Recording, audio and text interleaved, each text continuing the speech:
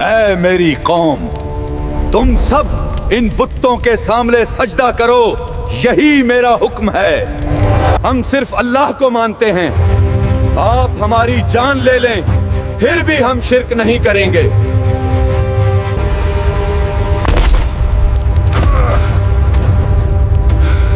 نوجوانوں کو دربار میں پیش کیا جائے۔ اے نوجوانوں، تمہاری جوانی برباد ہو جائے گی۔ اے نوجوانوں، تمہاری جوانی برباد ہو جائے گی۔ میرے بتوں کو پوجو، ان کے سامنے سر جھکاؤ، ورنہ تمہیں قتل کر دیا جائے گا۔ ہم صرف اللہ کو مانتے ہیں، آپ ہماری جان لے لیں پھر بھی ہم شرک نہیں کریں گے۔ ہم صرف اللہ کو مانتے ہیں، آپ ہماری جان لے لیں پھر بھی ہم شرک نہیں کریں گے۔ یہ واقعہ توحید کے علمدار نوجوانوں کا ہے، جنہوں نے ایک پوری سلطنت کے ظلم کے سامنے اپنے ایمان کو ثابت کر کے دکھایا۔ قرآن نے انہیں ایک قدرت کے عجیب ترین نشانیوں میں سے قرار دیا ہے۔ کیا تم نے سمجھا کہ اصحاب کہف اور رقیب ہماری نشانیوں میں سے کوئی معمولی نشانیاں ہیں؟ حضرت عیسیٰ علیہ السلام کے تقریباً 250 سال کے بعد ایک رومی بادشاہ، رومی سلطنت میں ایک سخت دل اور بے رحم اور بت پرست بادشاہ دقیانوس تخت پر بیٹھا۔ اے میری قوم، تم سب ان بتوں کے سامنے سجدہ کرو، یہی میرا حکم ہے۔ تخت پر بیٹھتے ہی اس نے حکم جاری کیا کہ سلطنت کا ہر شہری بتوں کے سامنے جھکے اور قربانی دے، اور جو انکار کرے گا اس کو سخت ترین سزا سنا دی جائے گی۔ اس وقت رومی سلطنت بت پرستی میں ڈوب چکی تھی۔ ان کے معبود وینس، مارس اور جیوپیٹر جیسے دیوتاؤں کی پوجا ہوتی تھی۔ فلسطین، شام اور ترکی کے کئی علاقے رومی سلطنت کے زیر قبضہ تھے۔ یہی پس منظر اصحاب کہف کی داستان کو سمجھنے کے لیے ضروری ہے۔ اس سلطنت میں چند نوجوان رہتے تھے۔ وہ معزز، شریف اور نیک خاندان سے تعلق رکھتے تھے۔ وہ سچے موحد تھے اور اللہ کے سوا کسی کو نہیں مانتے تھے۔ ایک دن بادشاہ نے حکم دیا کہ جشن کے موقع پر سب لوگ بتوں کے سامنے قربانی دیں، اور نوجوانوں نے صاف انکار کر دیا اور اعلان کیا، ہمارا رب صرف اللہ ہے اور ہم بتوں کو نہیں مانتے اور نہ ان کے سامنے جھکیں گے۔ یہ خبر پورے شہر میں تیزی کی طرح پھیل گئی۔ سپاہی دوڑتے ہوئے دربار میں پہنچے اور بادشاہ کو اطلاع دی۔ بادشاہ نے جیسے ہی سنا غضبناک ہو گیا اور حکم دیا کہ ان نوجوانوں کو دربار میں پیش کیا جائے۔ نوجوانوں کو دربار میں پیش کیا جائے۔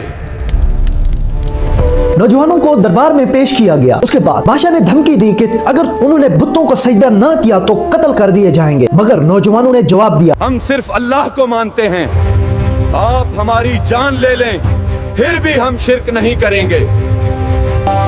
ہم صرف اللہ کو مانتے ہیں اور ہماری جانیں لینے پھر بھی ہم بتوں کو نہیں پوجیں گے اور صرف اللہ تعالیٰ کی عبادت کریں گے۔ یہ سن کر بادشاہ کانپ اٹھا۔ اس نے کہا انہیں کچھ عرصہ مہلت دی جائے، شاید یہ پلٹ آئیں ورنہ ان کو قتل کر دیا جائے۔ نوجوانوں نے اس مہلت کو اپنا ایمان بچانے کے لیے ہجرت کا ارادہ کر لیا اور ہجرت کے لیے تیار ہو گئے۔ وہ خاموشی سے شہر سے نکلے اور پہاڑ کی طرف روانہ ہو گئے۔ راستے میں انہیں ایک چرواہ ملا جو خود بھی موحد تھا اور اللہ تعالیٰ کی عبادت کرتا تھا۔ اس کے ساتھ ایک کتا بھی تھا۔ اس کا چرواہ بھی ان کے ساتھ شامل ہو گیا اور کتا بھی ان کے پیچھے چل پڑا۔ لوگ ان کی تعداد کے بارے میں مختلف باتیں کرتے ہیں، مگر اصل تعداد تو صرف اللہ پاک ہی بہتر جانتا ہے۔ پہاڑوں کے درمیان چلتے ہوئے وہ ایک قدیم، خاموش اور محفوظ غار تک پہنچے اور انہوں نے اس میں پناہ لے لی۔ انہوں نے دعا کی، اے ہمارے رب، ہمیں اپنی طرف سے رحمت عطا فرما اور ہمارے کام کو درست فرما۔ تھکن نے ان کو نڈھال کر دیا تھا اور وہ غار کے اندر سو گئے۔ پھر اللہ پاک نے ان پر ایسی نیند طاری کی کہ وہ دنیا سے بے خبر ہو گئے، جو ایک عام انسان کی نیند نہیں تھی۔ اللہ نے ان کو دائیں بائیں کروٹیں دلوائیں اور سورج کی روشنی ان تک نہ پہنچنے دی، اور ان کے جسم کو محفوظ رکھنے کے لیے کتے کو غار کے دہانے پر پہرے دار کی طرح بٹھایا رکھا۔ کتا اس طرح بیٹھا ہوا تھا جیسے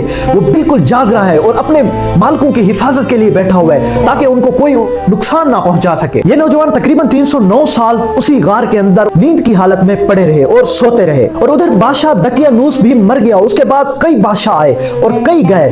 وقت بدلتا رہا، حالات بدلتے رہے، حتیٰ کہ رومی سلطنت میں عیسائیت کو سرکاری مذہب کا درجہ مل گیا۔ اب لوگوں میں یہ سوال پیدا ہونے لگا کہ مرنے کے بعد کیسے دوبارہ زندگی مل سکتی ہے؟ بادشاہ تھیوڈیوس اللہ سے دعا کرتا رہا کہ کوئی نشانی ظاہر ہو جائے جس سے میں ان لوگوں کو گمراہی کی طرف جو جا رہے ہیں واپس لا سکوں۔ اسی زمانے میں ایک چرواہ نے اس پہاڑ کے قریب اپنے بکریوں کے لیے جگہ بنائی اور پہاڑ کے غار کے آگے سے جو دہانے پر پتھر پڑے ہوئے تھے، دروازے پر پتھر پڑے ہوئے تھے، ان کو ہٹا دیا۔ روشنی اندر داخل ہوئی تو وہ نوجوان بیدار ہوئے۔ ہم کتنی دیر سوئے رہے؟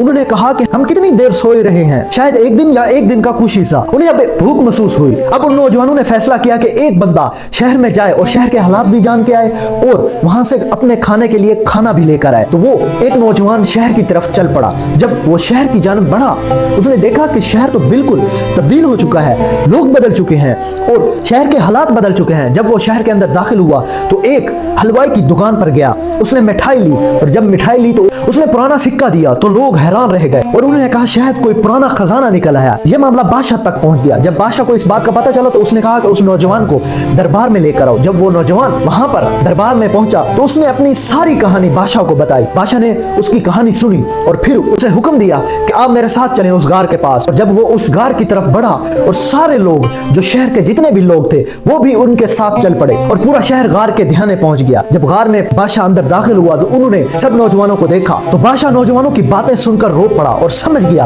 کہ یہ اللہ پاک کی ایک نشانی ہے. اس نشانی نے لوگوں کو دلوں سے قیامت اور دوبارہ زندگی کا شک ختم کر دیا. جو اصحاب کہف کے نوجوان تھے انہوں نے اجازت طلب کی اور دوبارہ وہ غار کے اندر چلے گئے اور اللہ پاک نے انہیں دائمی آرام عطا کر دیا اور اسی غار کے اندر ہی وہ رہے. یہ غار دنیا کے لیے ایمان, صبر اور اللہ پر کامل بھروسہ کی روشنی کی نشانی بن گیا. ناظرین, آج کے واقعے سے پتہ چلتا ہے کہ ہر انسان کو قیامت کے دن زندہ اٹھایا جائے گا اور دوبارہ زندگی ملے گی اور حساب و کتاب ہوگا. اور اس واقعے سے ہمیں بھی سبق سیکھنا چاہیے اور نیک عمال کرنے چاہیے. اگر آپ کو یہ ویڈیو اچھی لگے تو پلیز لائک اینڈ شیئر لازمی کیجیے گا اور کمنٹ سیکشن میں لازمی بتائیے کہ نیکسٹ ویڈیو کس پر بنائی جائے. جزاک اللہ خیر.